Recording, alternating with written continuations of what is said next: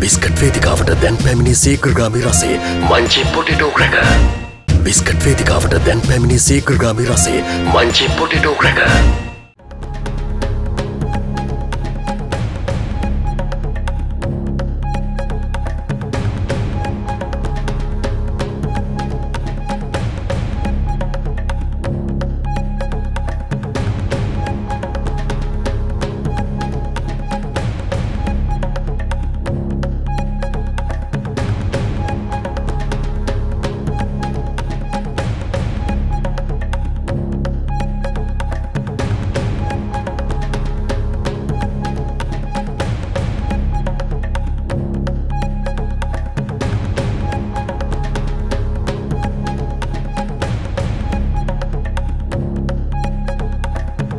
On satellite, on Freeview, on cable, on radio, on mobile, on the web and around the world. This is First at 9 on Other Derana 24/7. Making headlines tonight, judicial delays. UNP Working Committee decides to take stern action against violation of collective decisions.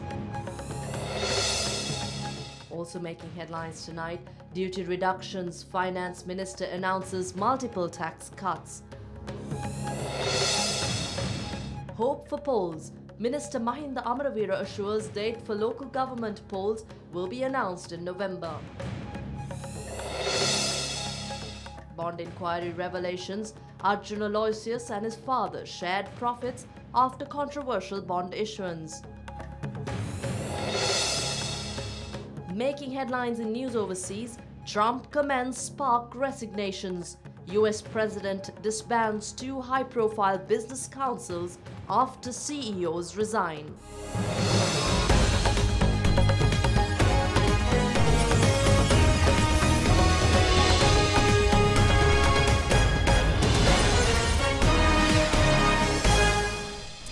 Bringing you news from across Sri Lanka and around the world, I'm Indi Variamo at the First at 9.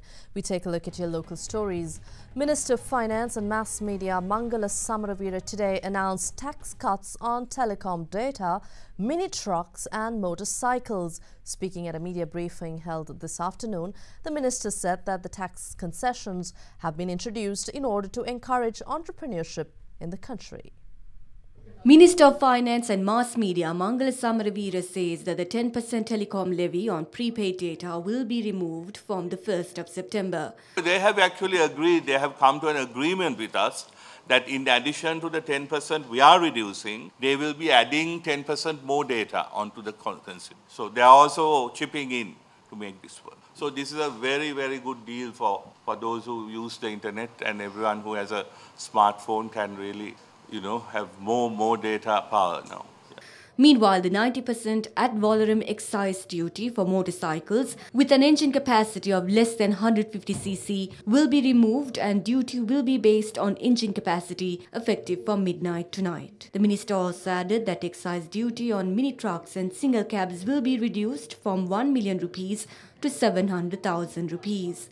Meanwhile, several credit schemes have also been introduced targeting exporters as well as small and medium-scale entrepreneurs. We want to make this an entrepreneur's paradise. Well, we have to change the mindset of our people. I really think that you find that many young people do jobs abroad which they rather not do here. That's one of the many problems we have. Even though the salaries here in many cases is now higher than what they are earning in the Middle East or elsewhere. The minister also spoke on the development of the Inland Revenue Act, which will be tabled in Parliament on the 25th of this month. We are taking it up for debate in Parliament next Friday. There are many amendments. In fact, one of the reasons why the debate will be on the 25th, we are hoping to have the vote the next time Parliament meets, simply because we have about half a day of amendments. The Working Committee of the United National Party has been vested with the authority to take strict action against UNP ministers who violate collective responsibilities of the party. The decision was taken when the party's Working Committee met at the UNP headquarters today under the chairmanship of party leader Prime Minister Ranil Wickremesinghe. The meeting was held under the scrutiny of media following a proposal by party members to bring a no-confidence motion against Minister Vijayadasa Rajapaksa. There were many criticisms and viewpoints regarding the arrest of thieves by the Justice Ministry. A decision was taken to meet with the Attorney General to discuss the delay on cases.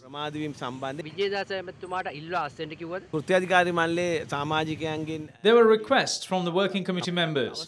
But then we came to a decision that we should appoint a committee and that committee should make all the necessary decisions. People of the country will get to know something very important on Monday. You should ask that question from him. A minister who believes that a final verdict on a High Court case should be given in 10 years cannot hold the position. 99% of the Working Committee members were against the minister. They said all of these cases get delayed because of his behavior. Everyone pressurized the Prime Minister. He'll make a decision soon, and he also said a special court must be established.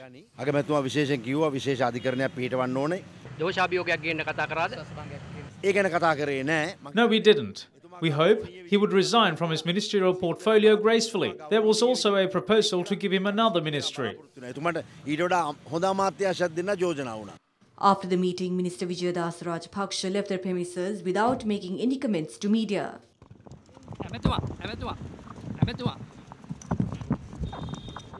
Meanwhile, Kabir Hashim, the General Secretary of the party, revealed the decisions taken at the meeting today.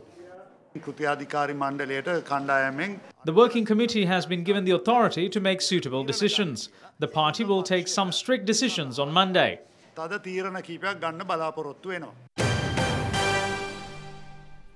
President Maithripala Sirisena says the cooperation of all is required in order to achieve national reconciliation without obstructions. He made the remark addressing a function held at the Al-Azhar Central College in Tehariya today.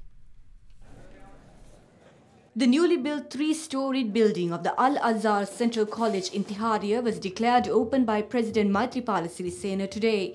The building is a donation by Most Venerable Dr. Pandya Shri Ananda Thera.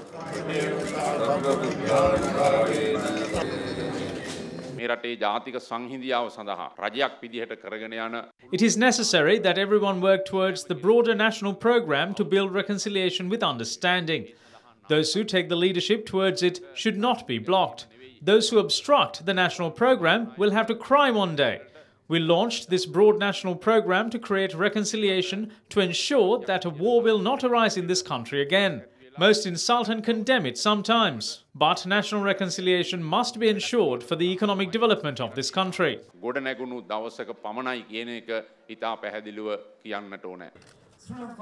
Meanwhile, earlier in the day, the President laid the foundation stone for the Karadayana waste management project.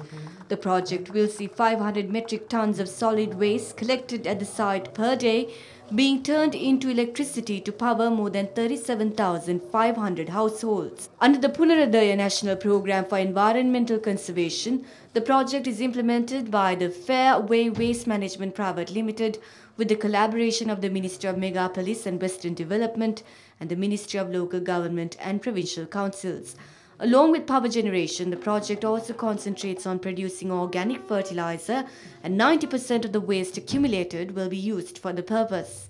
It will also provide a sustainable solution to the environmental and social issues brought on by the garbage issue.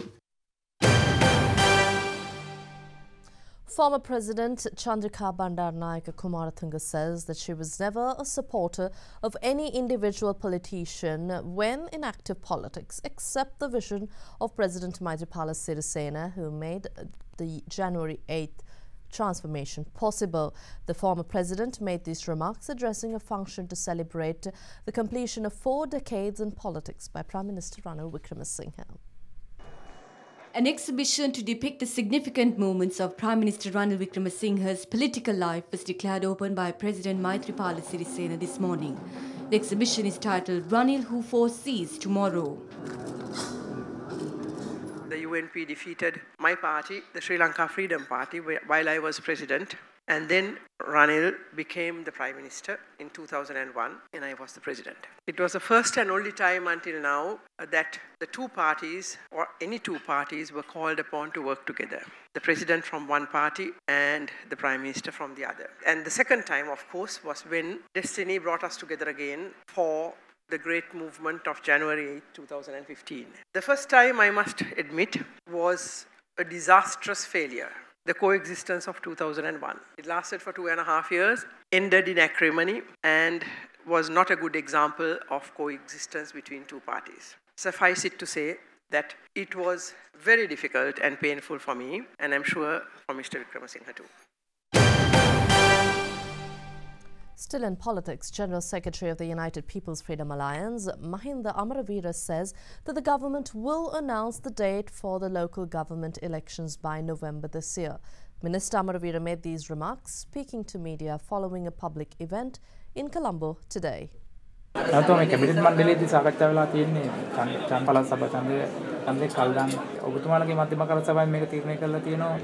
clear in our stance that local government elections should not be postponed. It was proposed that elections be held at the same time. We'll anyway hold the elections within the year.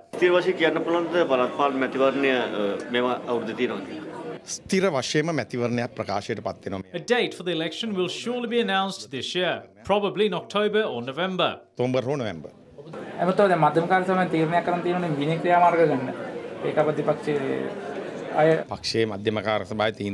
We will take action against those who contradict the party's central committee. They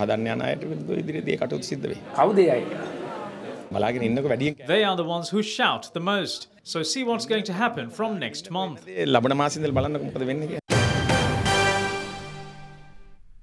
Former President Mahinda Rajapaksa today refuted allegations levelled against him and his family recently. Releasing a statement, the former head of state touched on various issues, including the recent visit of his sons Rohitha and Yoshitha Rajapaksa to the CID and FCID.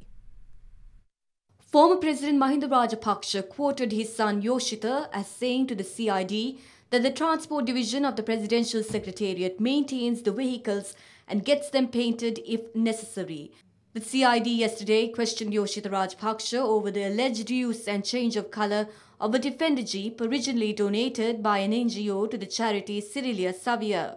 Saying his youngest son Rohitha was recently hauled before the FCID for the first time over the launch of a telecommunications satellite, the former president said that his son had explained to the FCID that he does not hold any shares in Supreme Sat directly or indirectly, and that he was a paid employee of that company with the designation of technical director. He went on to say that there was no involvement of the Sri Lankan government in the said satellite services company at all, alluding to the allegations levelled against him and his family by the leader of the JVP, Andra Kumara Dissanayaka, over the means of property ownership by his family. The former head of state said no property belonging to any member of his family has been seized by the state or any court of law. He added that, quote, no member of my family has been found to be in possession of liquid or fixed assets, the provenances of which cannot be explained, unquote. 4 persons were injured today after being buried under debris when a part of a building under construction in Negombo collapsed. The concrete slab of a building which is under construction collapsed in Periyamulla in Negombo during midday today. 4 of the 6 construction workers at the site were buried under rubble, but 3 of them were rescued soon after by area residents. A combined rescue mission was then launched by Fire Service Department of the Negombo Municipal Council, Negombo Police and residents in search of the missing individual. After an hour, the rescuers were able to find the missing person. The injured are currently receiving treatment at the district hospital in Negombo, with one of them being treated in the ICU. Residents complained that the building construction process was carried out without proper standards. Further investigations are being carried out regarding the incident.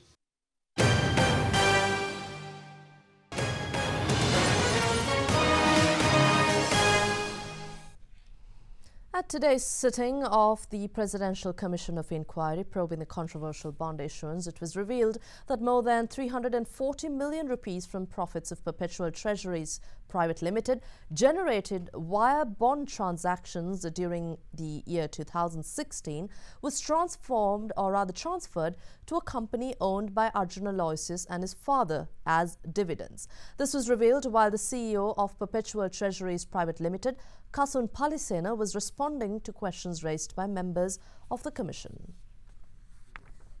At the commencement of today's session, the chairman of the Commission, Justice K.T. Chitrasiri, stated that there are defects in the company account details handed over by the W.M. Mendes Company Limited. Therefore, he ordered the attorney representing the W.M. Mendes Company Limited to immediately hand over relevant account details as required by the Commission.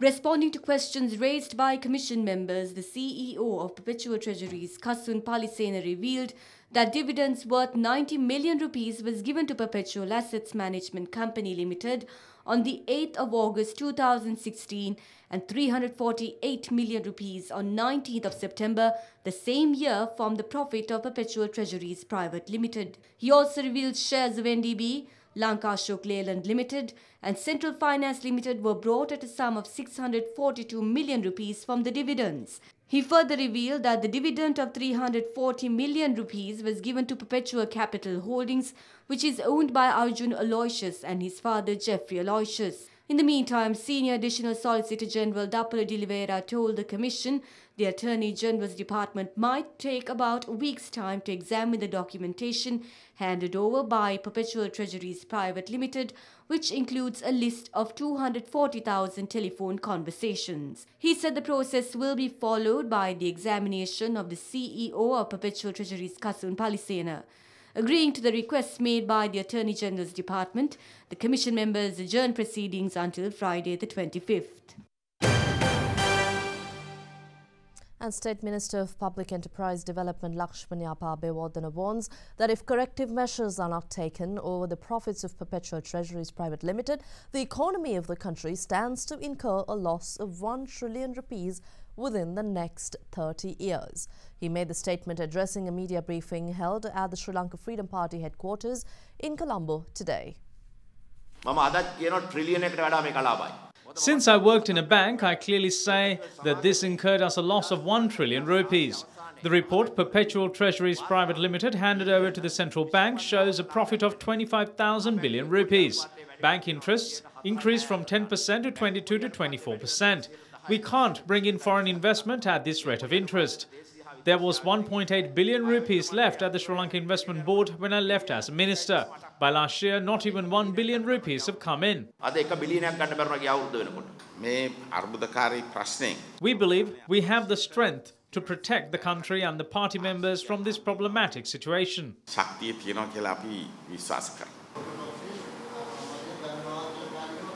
අපි බලමු පාර්ලිමේන්තුවේ ඉන්න മന്ത്രിවරු ගණේද කියලා වෙන පක්ෂයක සමාජිකත්වයක් සියලු දෙනාට ආරාධනා කරන විවෘත ආරාධනාවක් කරනවා. And the third annual International Kite Festival, organized by Lokaya Sahalokayo in collaboration with TV Derana, is scheduled to be held on the 20th of August this year at the Golf Face Green from 9 a.m. onwards. 3,000 kite enthusiasts will stand a chance to win prizes and will be given certificates of participation at the festival. Well, participants from Philippines, China, Hong Kong, Malaysia, the Czech Republic, Australia, Morocco, France and Thailand engaged in a tour in the tourist city of Galle.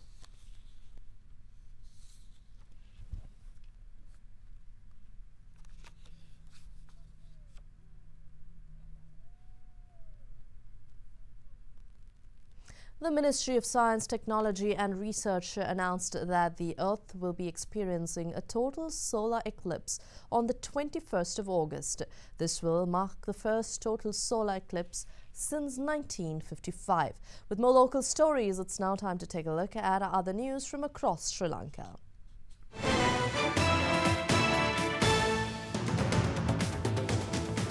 A 17-year-old girl died when she consumed a guava which was sprayed with agrochemicals in Pannala in Nuva Paranagama today. Furthermore, 3 individuals who consumed the same fruit were poisoned but later recovered and was discharged from hospital. The body of the deceased has been taken to Badula General Hospital for further tests. A group of students in High National Diploma in Engineering engaged in a protest opposite the Sri Lanka Institute of Advanced Technological Education located along TB Jamawat in Colombo 10. Students demand the removal of the suspension of 22 students and revised examination appraisal system. 3 deaths have been reported owing to motor traffic accidents which took place in the past 24 hours. 2 persons died when their vehicle toppled into Gurugoda Oya in Pitagaldenia located along the Kegola-Visavella road. Meanwhile, a 21-year-old youth died when his motorcycle collided with another vehicle heading in the opposite direction along the Mipe-Ingiriya road.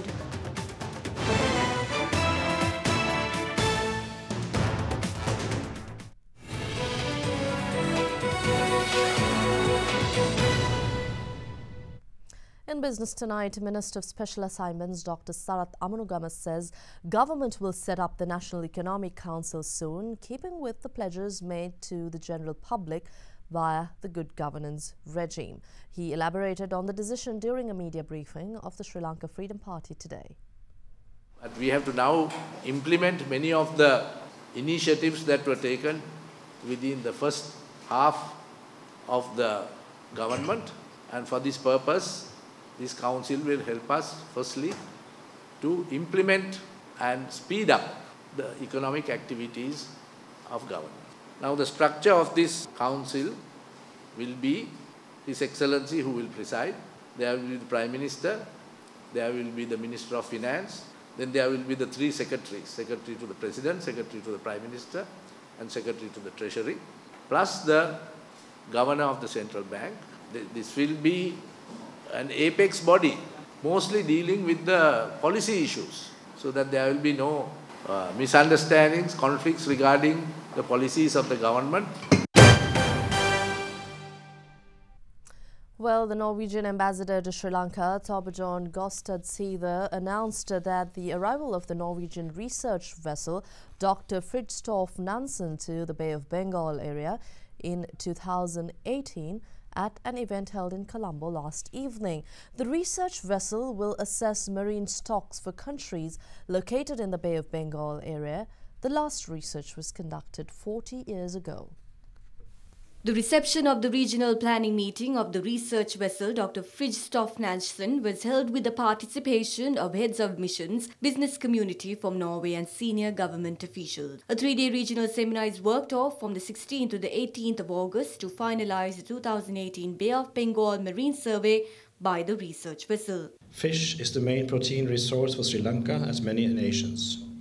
As mentioned, the demand for fisheries resources is increasing dramatically. Therefore, exploration for new resources is needed. However, fisheries resources are limited. Therefore, application of management strategies is essential for sustainable utilization of these resources. Apart from this, on the request from the Sri Lankan government, the Norwegian government provided technical assistance to the Ministry of Fisheries to identify avenues for commercialization of the aquaculture sector. The national fisheries policy will eventually be submitted to the Sri Lankan Parliament for approval. Minister of Fisheries and Aquatic Resources Development and State Minister of Mahavali Development, Mahinda Amaraveera, also addressed the event. Under this program, we will benefit from the technical assistance for the Institute of Marine Research in Bergen, with services of the use of the modern state-of-the-art research vessel, Dr. Fridtjof Nansen. Shares fell for a 5th session at the Colombo Stock Exchange today, posting their lowest close in 4 months as local investor sentiment was subdued following a string of disappointing June quarter corporate results. However, the decline was limited as foreign investors bought into equities. Colombo Bourse main index fell 0.14% or 9.29 points to 6,408.12, its lowest close since April 18th. We have Vimeshu Fernando from the Colombo Stock Exchange for more details. The market capitalization at the end of the day was 2,905.61 billion rupees. Top 5 gainers of the day were PC House, Renuka Holdings, Kalini Cables, Ceylon Tea Brokers and Lanka Cement, while the top 5 losers were Paragon Ceylon, Ascot Holdings, Malan Phipps, Tess Agro Non-Voting and Ceylon Hotel Corporation. And U.S. stocks opened lower after minutes from the Federal Reserve's July meeting showed growing concerns over weak inflation, while investors were worried about President Donald Trump's ability to pursue his pro-growth policies.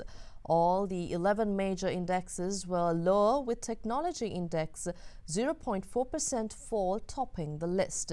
Weak inflation has spurred concerns that the Fed may have to cool its monetary tightening pace, even though the economy is growing moderately and the unemployment rate is at 16-year low.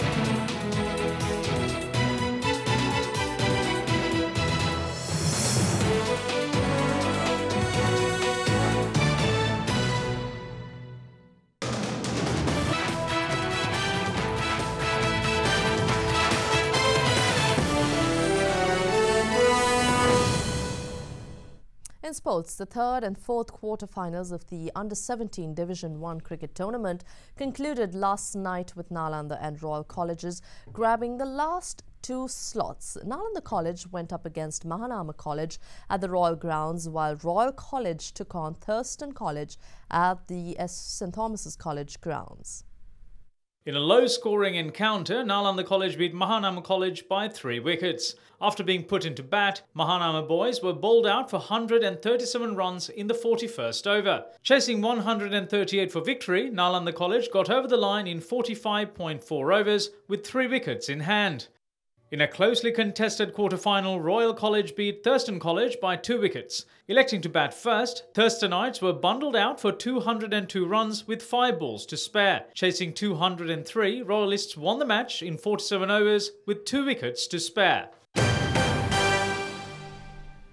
In tennis, Rafael Nadal extended his spotless record against Richard Gasquet, while unseeded American teenager Frances Tiafoe upset Alexander Zverev to reach the 3rd round of the Cincinnati Open yesterday. Roger Federer's withdrawal from the tournament means on Monday Nadal will return to world #1 for the first time since July 2014, taking over from Andy Murray, who is also injured. Rafael Nadal extended his unbeaten run over Frenchman Richard Gasquet to 15 to reach the Cincinnati Open 3rd round. The 31-year-old Spaniard, who has not lost a set to Gasquet since 2008, won 6-3, 6-4. Meanwhile, world #7 Alexander Zverev, who stunned Roger Federer in the Montreal final last week after claiming the title in Washington, D.C., was on a 10-match winning streak. He, however, faded in the final set against energetic baseliner Frances Tiafoe, who won 4-6, 6-3, 6-4. Tiafoe will meet John Isner next.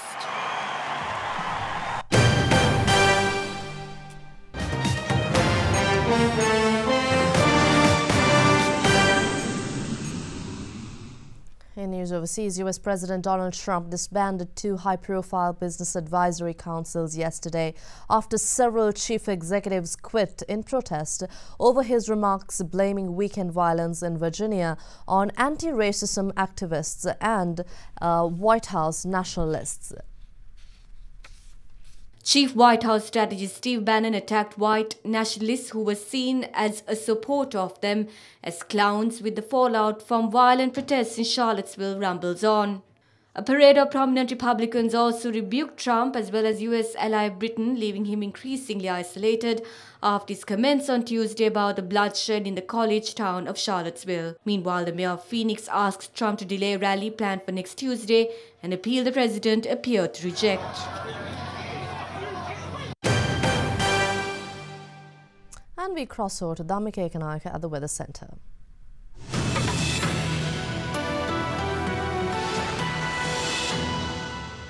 Good evening and a warm welcome to the Weather Centre. Now, starting off with your temperatures tonight, we can expect something between 20 to 34 degrees Celsius over the next 24 hours. Now, if you look at the map, you can see a build-up of a low-pressure zone in the southwest region of the island. Now, thunder showers can be expected in the northern region, while intermittent showers may occur in Colombo, Galle, Mathura and Kandy. Now, let's take a quick look at the city-by-city forecast.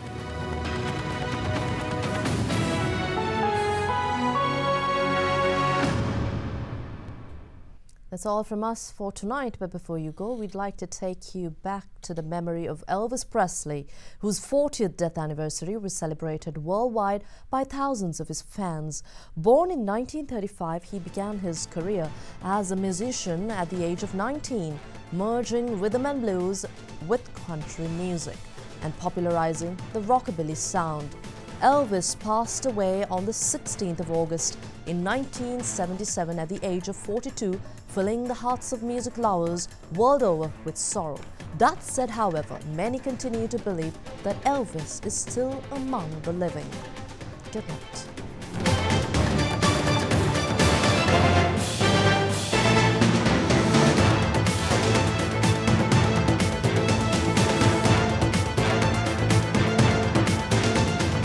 Bringing you the news and information 24 hours a day.